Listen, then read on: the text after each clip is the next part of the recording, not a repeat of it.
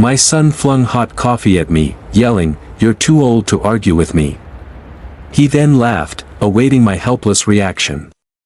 Instead, I calmly wiped my face, put my hand in my pocket, and pulled out something that made him scream in terror.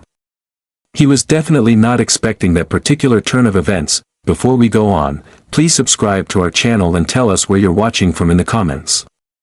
The $50,000 sum felt like a slap. Then, Lester corrected the amount to $500,000, $500,000 for his newest scheme. "Dad, I need $500K, he said. "Consider it an investment in the future." His voice had that usual tone of entitlement as he strode across my living room, the clicks of his designer shoes echoing on the hardwood floors Martha and I had refinished 20 years prior. I stayed in my leather armchair by the fire, Churchill's biography still open on my lap. Being 72, I had learned the importance of measured replies. "Son, I don't have that kind of cash readily available." Lester halted mid-stride, his sharp features twisting in frustration. He ran a hand through his thinning hair, a trait inherited from my side, though he would never admit it. "What are you talking about? You don't have it. You sold your real estate company for millions." "That money is invested, diversified," I replied, "not just waiting in a checking account for your next grand idea." I kept my voice even, watching his irritation build like gathering storm clouds. "Then liquidate some of it. This app is going to revolutionize food delivery, with AI-powered route optimization and predictive ordering." He gestured wildly with his hands, as if painting invisible images in the air. "I have investors ready, but I need to show commitment with seed capital." The fire crackled in the space between us, its dancing shadows reminding me of other winter nights when this room was filled with warmth, not tension. "Lester, your history with investments." "Don't," he interjected, pointing a finger at me with the aggression of a cornered animal. "Don't you dare bring up my past failures. This is different. This is my shot to finally make it big. Finally make it big." As if his comfortable suburban life with Victoria was some kind of struggle. As if the private school tuitions I'd covered, the cars I'd helped buy, and the down payment on their Evanston townhouse meant nothing simply because his third business had failed. "I know you're passionate, but I can't risk, then sell this old house. It's too big for you anyway." The words were sharp and calculated. He had been leading up to this. "You're just rattling around in here like a phantom. Find a nice condo, maybe one of those retirement communities with activities." The room fell silent, save for the quiet hiss of the burning oak logs that I felt my jaw clench and my hands tighten on the book's leather cover. "This house is my home. I lived here with your mother. Mom has been gone for 5 years, Dad. 5 years." His voice rose, bouncing off the high ceiling. "You can't live in a memorial forever.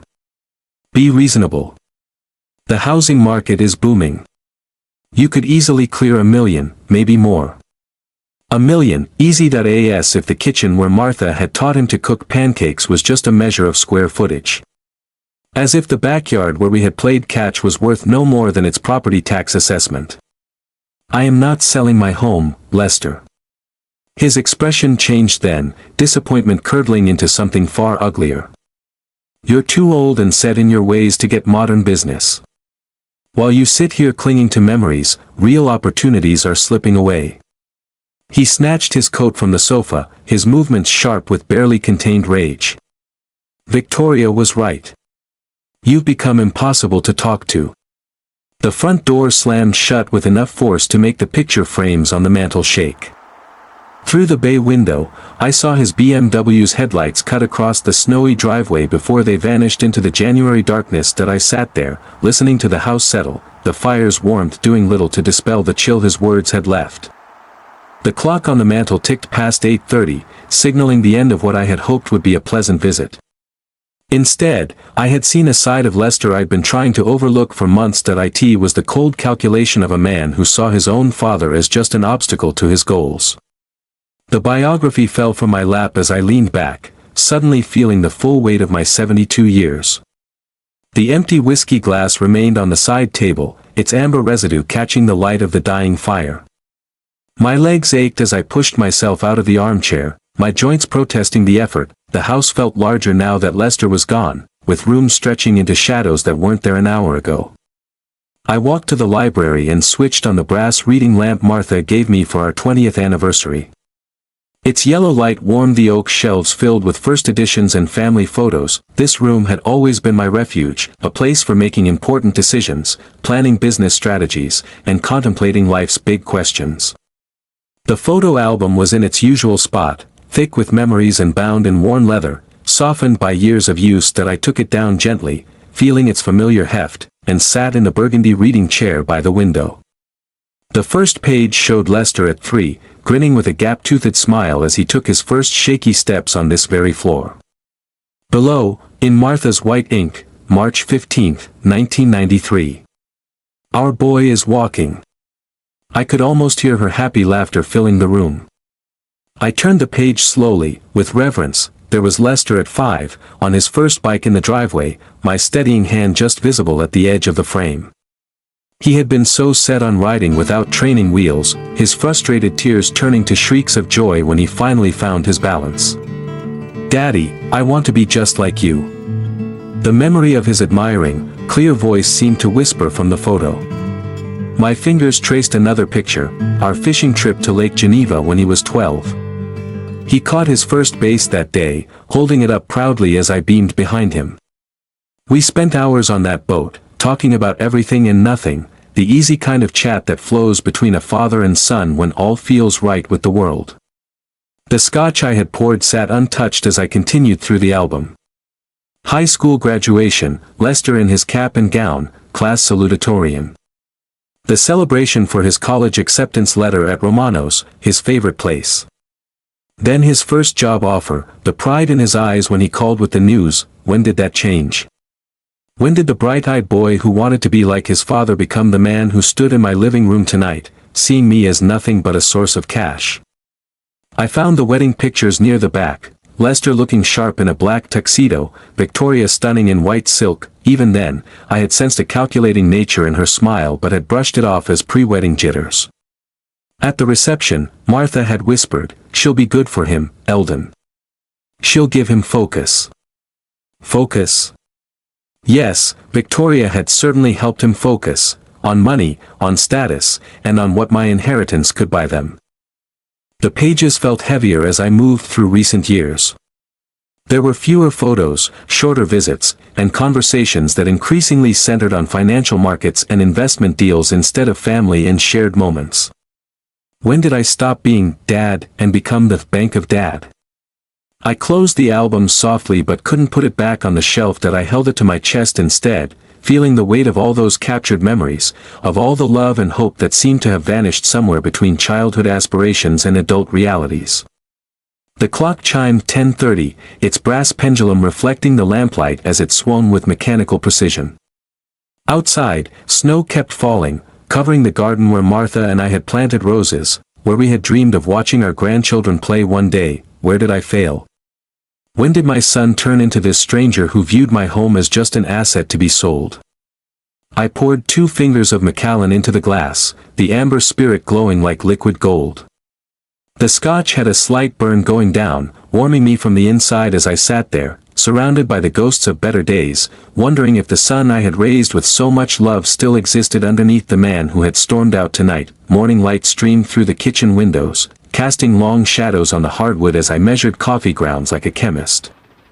The familiar routine of grinding, measuring, and brewing had become my anchor since sleep finally took me around 2:00 a.m. The coffee maker started to gurgle as I stood by the window, watching cardinals peck at seeds I'd scattered the day before. The bird bath Martha had placed perfectly was now covered in snow, creating what she called our winter postcard view from the breakfast nook. Steam rose from my mug as I sat at the kitchen table, the very spot where I'd had thousands of meals, read countless papers, and made some of my life's biggest decisions. This morning, however, felt different. It was charged with the kind of clarity that can follow a sleepless night of difficult reflection. The question of when exactly Lester had changed had been buzzing in my mind like a persistent insect. The wedding, that was the starting point. I could see it now with the harsh honesty that only distance and disappointment can provide that in the first few months after their honeymoon, Victoria's influence began to subtly reshape my son's priorities, like water slowly eroding stone. Missed Sunday dinners due to prior commitments, phone calls that became shorter and more to the point. "Dad, you just don't get the modern world." His words from last Christmas dinner replayed in my memory. Victoria had smiled with approval when he said it, her manicured hand resting possessively on his arm.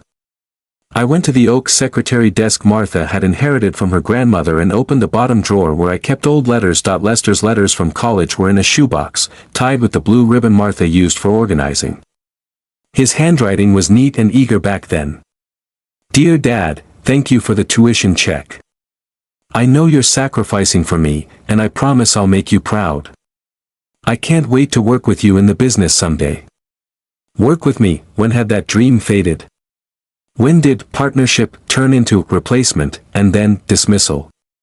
The change wasn't abrupt. It was a slow wearing away of respect and love, carefully orchestrated by a woman who saw my accumulated wealth as her future. Victoria's complaints about my interference, her hints that I was too involved in Lester's career, her gentle but constant effort to frame me as a hindrance instead of a help. The coffee in my cup had gone cold, but I didn't notice. The pieces of a puzzle I had been too stubborn to see were finally falling into place. The rare phone calls that only came when he needed money. The birthday visits that felt more like an obligation than an act of love. The calculating look in Lester's eyes when he looked at me, as if he were assessing inventory instead of greeting his father. When did money become more important than family? The kitchen clock read almost 9 a.m. somewhere in the city. Lester and Victoria were likely planning their next move, discussing how to persuade the stubborn old man to liquidate his assets for them. That thought should have stung more than it did. Instead, I felt something else settling in my chest. That it was a cold, hard resolve I hadn't felt since my early days in real estate when rivals underestimated the quiet man with the careful smile. I had built an empire with patience and strategy. I had outlasted flashier competitors and survived market crashes that had ruined men half my age. Maybe it was time to show my son that his father didn't get rich by being a fool. The phone rang, pulling me from my thoughts.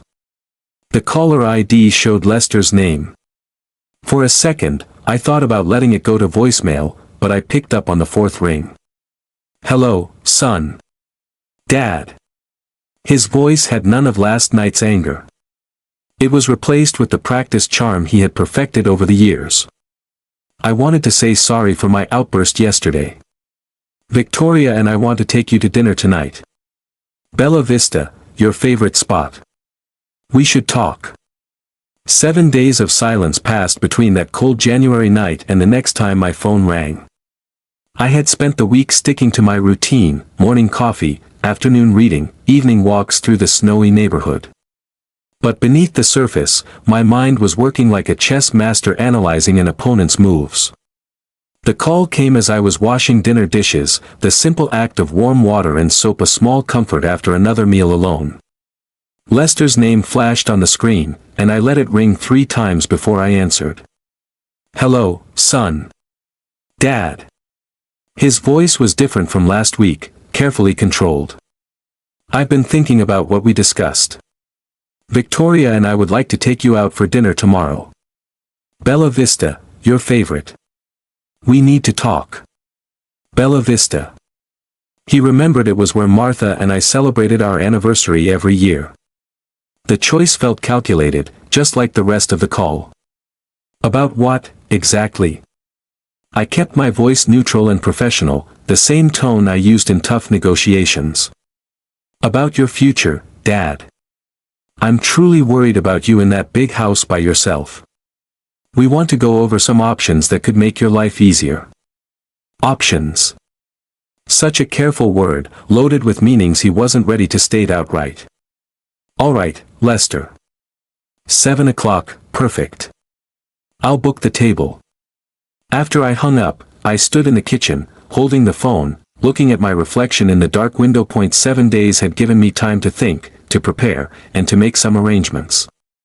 It was perhaps time for my son to learn that his father hadn't built his fortune by being easily fooled. That evening, I chose my outfit with the same care I once used for critical business meetings. The navy suit Martha helped me pick out 3 Christmases ago. She had said it made my eyes look younger. I added a burgundy tie that hinted at wealth without being showy. In the mirror, I didn't see the helpless old man Lester seemed to expect, but a businessman who had outsmarted far tougher opponents than his son. From the oak desk in my study, I took the manila envelope I had placed there after my morning realization. Inside were documents my lawyer had prepared, plus something more, something to remind everyone involved just how much they had to lose by underestimating me. The taxi was right on time at 6:30. As the Chicago skyline loomed larger, I felt the familiar weight of important documents in my inner jacket pocket. Tomorrow would result in either a reconciliation or a lesson in consequences. Either way, my son was about to discover that some fathers still have a bite. The warm lighting and soft jazz of Bella Vista couldn't hide the tension at table 7. Lester stood up as I came closer, his smile too broad, too practiced.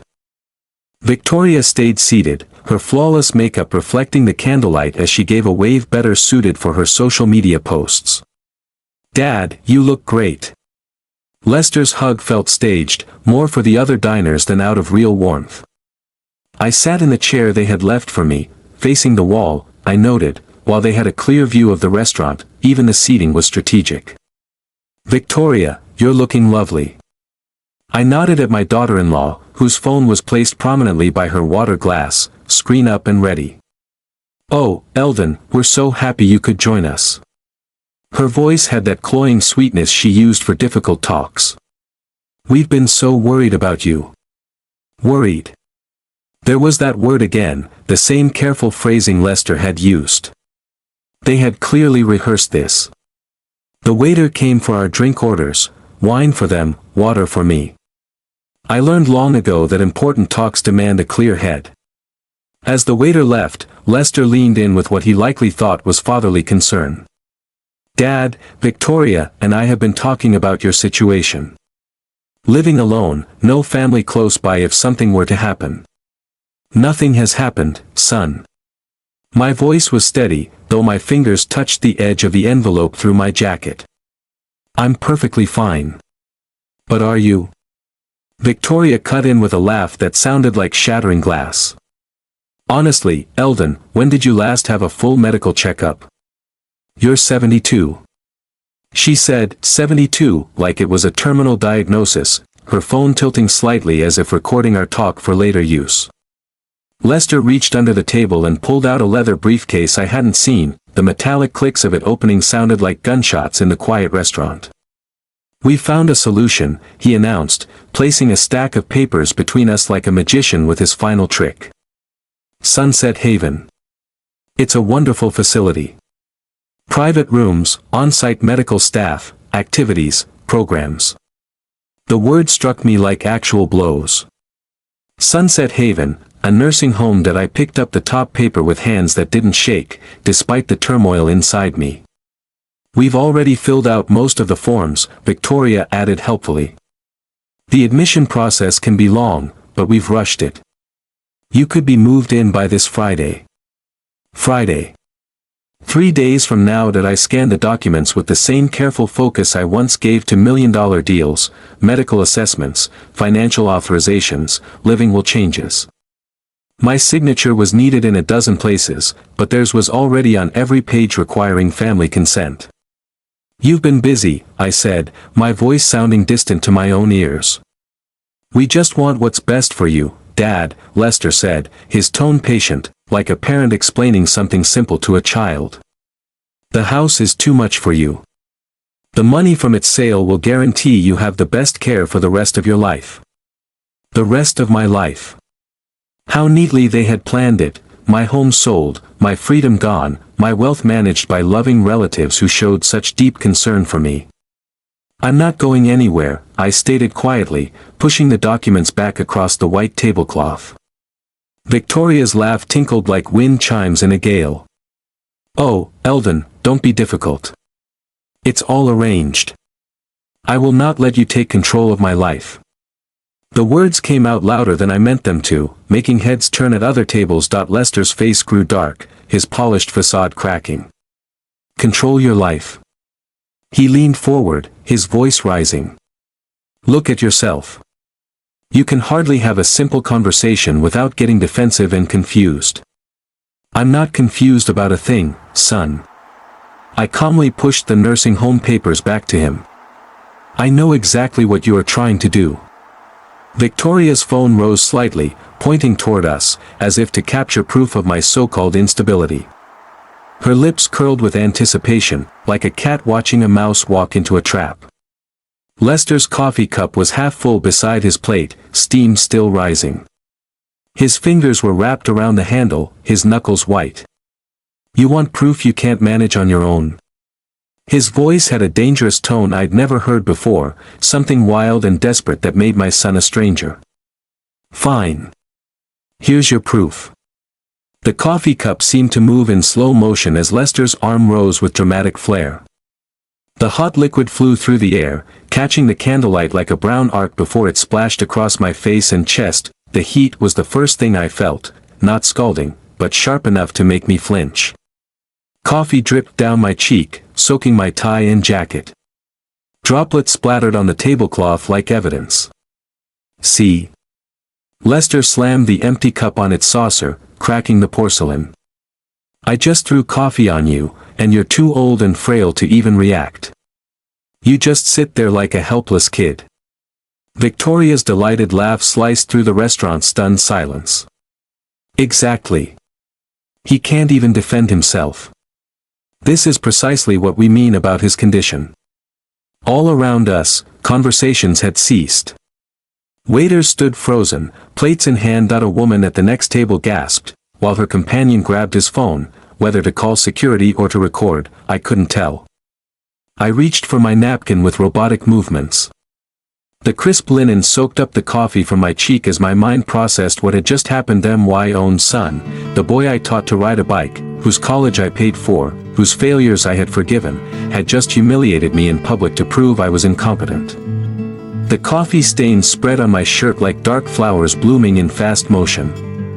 I could smell the bitter scent mixed with Victoria's perfume and the restaurant's garlic-infused air. My hands moved with deliberate care, folding the dirty napkin into a neat square and placing it by my untouched water. Lester leaned back, breathing heavily with a look of savage pride. There. Now everyone sees what we're up against. An old man who can't even protect himself from a minor accident.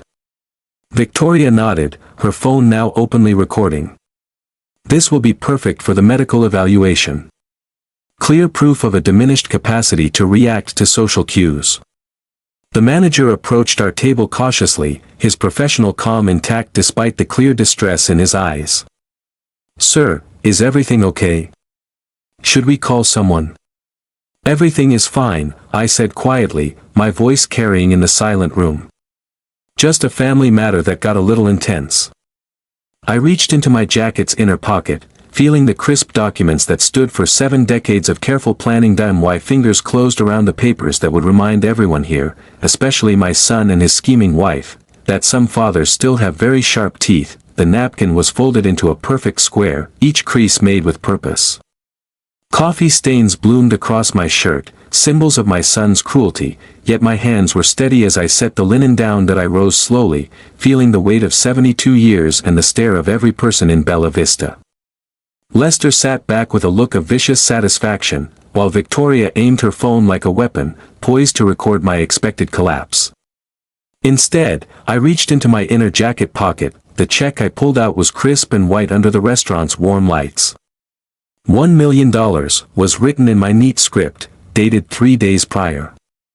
Pay to the order of Lester Dean, my son's full name, written in ink that had dried with so much hope. This $1 million check was for your new business, my voice rang out in the now silent dining room. I had it made after our first talk, before I realized what you had become. Lester's smug expression vanished. His eyes locked on the check like a drowning man seeing land. Dad, what are you? But I see now that you don't deserve it. The first tear was clean and satisfying, ripping the check down the middle, right through the $1 million figure. You threw coffee on your father to prove he was helpless. No. What are you doing? Lester shot forward, his chair scraping the floor as he desperately reached across the table. His fingers clutched at nothing as I held the two halves out of his reach. Victoria's phone hit the floor with a clatter, her social media instincts failing in the face of a disappearing fortune. "Eldon, stop. We can talk about this.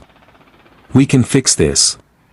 The second tear went crosswise, making 4 perfect pieces that drifted like leaves onto the tablecloth. Each piece held a fraction of the immense sum that would have solved their money problems, funded Lester's venture, and secured their lifestyle. "It's too late.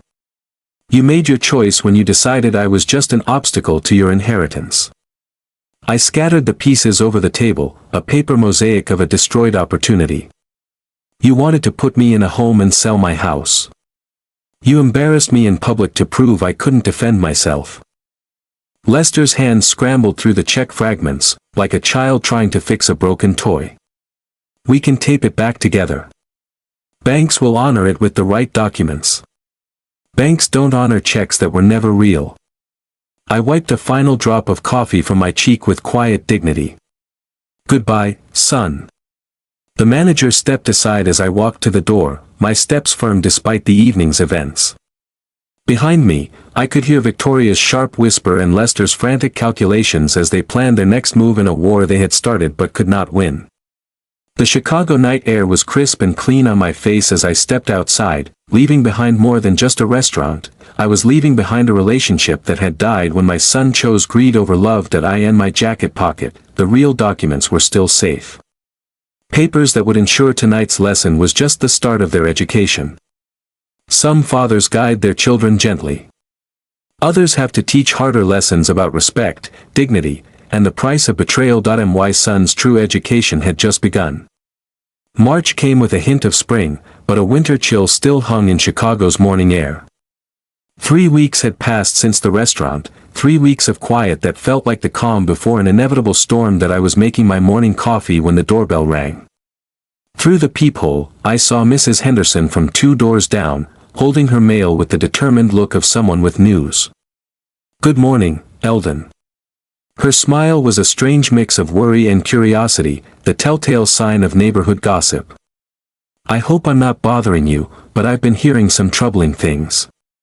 The coffee maker gurgled as I let her into the foyer, keeping the talk away from my private rooms. "What kind of things, Dorothy?" "Well, a few people have said you might be having some health troubles. Maybe memory issues." She shifted her weight, clearly uneasy in her role as a messenger. "People are concerned about you being here alone. Memory issues." So, it had started. "I appreciate the concern, but I'm feeling great. My mind is as sharp as it's ever been." Her relief was plain, but short-lived. "Oh, that's wonderful to hear. But, if you don't mind me asking, are you remembering to take your medicine?" There was some talk of missed prescriptions. Medications I'd never been prescribed, for illnesses I didn't have. Their campaign was more clever than I'd anticipated. After Mrs. Henderson left, the phone began to ring, again and again. "Eldon, it's Frank Morrison from the Real Estate Association." His voice held professional concern mixed with genuine friendship. "Listen, I got a call from your son yesterday. He said you've been having some issues managing your finances. Asked if I knew any good elder care specialists. Frank and I had worked together for 2 decades. Lester called you himself. He seemed really worried. Said you'd been forgetting bills, getting confused by bank statements. I told him you were always sharp as a tack. But his hesitation said it all. Well, people change with age. No shame in needing help." 3 more calls followed the same script. Different friends, same concerns, all stemming from talks with Lester. Each person had been told specific stories about my supposed decline and inability to handle basic tasks. By the afternoon, I grasped the full extent of their plan, a systematic, coordinated effort to create a trail of community concern to support a legal move. I opened my laptop, a skill that apparently contradicted their story about my tech incompetence, and looked up Victoria's social media. What I saw was a masterclass in manipulation. Facebook posts about family challenges and difficult decisions regarding aging parents. Instagram stories asking for advice on when elderly relatives refuse help. It was all carefully crafted content that portrayed her as a loving daughter-in-law dealing with a stubborn old man in denial of his own limits. The comment section showed the true genius of her strategy. Dozens of replies from friends and strangers offered sympathy, shared similar stories, and backed up the narrative that I was a typical senior who couldn't see his own decline. So sad when they lose insight. Have you thought about guardianship? Sometimes it's the only way. My mother was the same. You're doing the right thing. Each comment added to the digital monument of my supposed incompetence. Victoria had crowdsourced my character assassination, turning social media into a weapon that I took screenshots systematically, creating my own file of evidence as my phone kept ringing with concerned friends. Every call followed the script Lester had given them: memory loss, financial confusion, safety worries. By evening, I had 17 documented contacts, 6 social media posts, and a very clear picture of their strategy. They were building a case for legal incompetency, rallying community support for an intervention, and creating a justification for the exact nursing home placement they had described at Bella Vista. But they had made a fatal mistake. They had assumed I was the helpless old man they were portraying me as, unable to see their sophisticated manipulation or to fight back effectively. That I dialed my lawyer's number, listening to the familiar ring as I organized my evidence. Some wars are fought with weapons. Others require strategy, documentation, and the precise application of legal expertise. The law firm of Peterson, Clean, and Associates was on the 15th floor of a Chicago skyscraper, its mahogany-paneled conference room overlooking the gray expanse of Lake Michigan.